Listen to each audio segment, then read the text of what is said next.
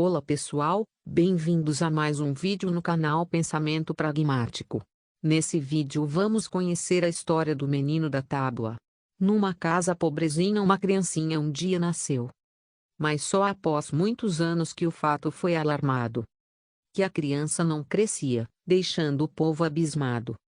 Pobre pai e pobre mãe que aquele drama sentia. A narrativa dos versos acima faz parte da música de sucesso nas décadas de 70 e 80 chamado Menino da Tábua, famosa na voz da dupla Pardinho e Pardal, com letras de Mairiporã.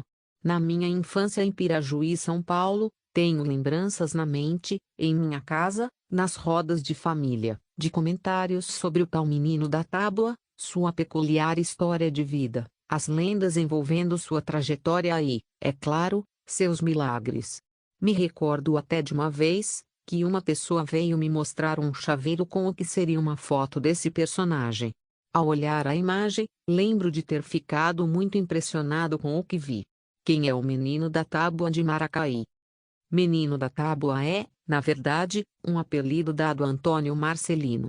Apesar de não existirem registros biográficos muito fiéis, estima-se que tenha nascido em 31 de agosto de 1900, num vilarejo que viria a ser o município de Cândido Mota, região de Assis, São Paulo. Um problema de saúde muito grave acompanhou essa criança. Apenas cabeça e membros superiores se desenvolviam. Como registraram à época, era adulto da cintura para cima e criança da cintura para baixo. Já alguns relatos diziam que, mesmo adulto, ele viria a falecer aos 45 anos, ele exibia a aparência de uma criança de 3 anos de idade. Ainda muito cedo a família se mudaria para a pequena cidade de Maracaí, também na região de Assis, São Paulo. Sem comida e nem conforto. Não comia arroz, feijão e carne. Só tomava água e leite.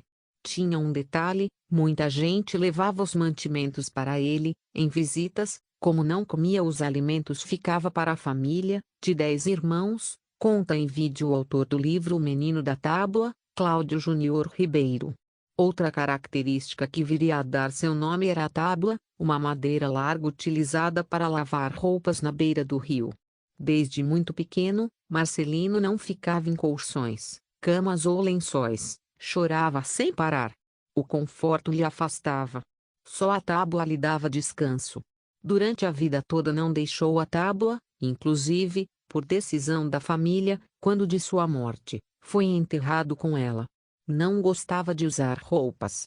Um sobrinho comenta em vídeo que a mãe do menino da tábua chegava a costurar uma roupa grossa nele, feito de cobertores, para os dias frios e chuvosos. Segundo relatos, pela manhã, a roupa costurada estava no chão, o que era um mistério, já que Marcelino era incapaz de andar e movimentar os membros. Milagreiro.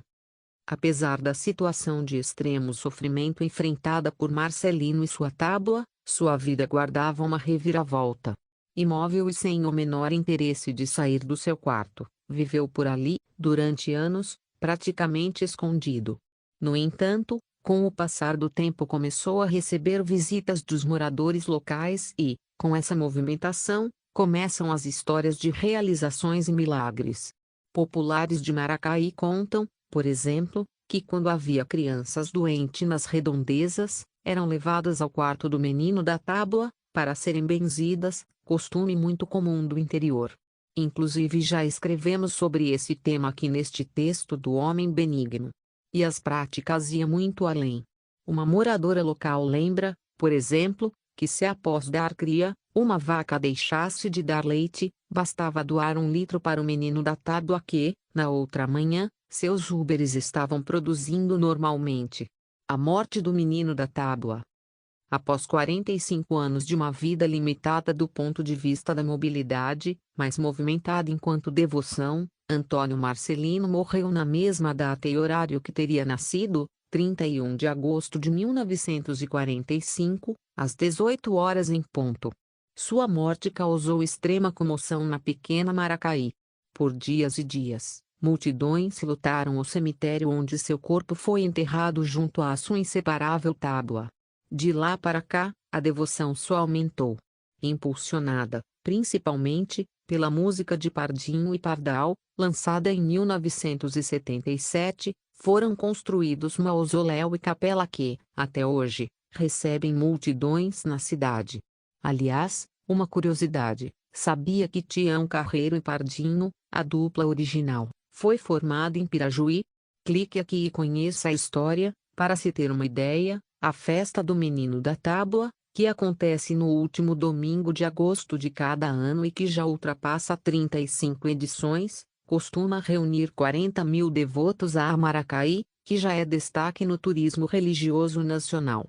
Diante dos procedimentos não só religiosos, mas também técnico-científicos da Igreja Católica no que tange à canonização, apesar de ter uma imensa sala de milagres, o Menino da Tábua ainda não é considerado santo, apenas na devoção popular. Um detalhe interessante, não há fotografias do Menino da Tábua. A imagem que, no início deste artigo, eu cito que teria me impressionado era, na verdade, uma ilustração. Ao que consta, tempos depois de sua morte, um artista de retratos falados do DEIC de São Paulo teria sido chamado a Maracaí para registrar o que seria a única imagem do Menino da Tábua. Um irmão muito parecido com Marcelino foi utilizado como modelo, tendo em vista a semelhança do rosto. No corpinho infantil, uma inconsistência apontada em seguida pelos familiares, durante toda a vida, o Menino da Tábua manteve os punhos cerrados e nunca abertos como na imagem. A devoção foi tamanha à época que, acreditem, até o irmão que serviu como modelo para o retrato falado passou a ser procurado por populares em busca de milagres. E foi mais ou menos essa a história de Antônio Marcelino que, mesmo aos 45 anos de idade, nasceu, viveu e morreu menino. E aí, você gostou da história do Menino da Tábua? Deixe like, inscreva-se no canal.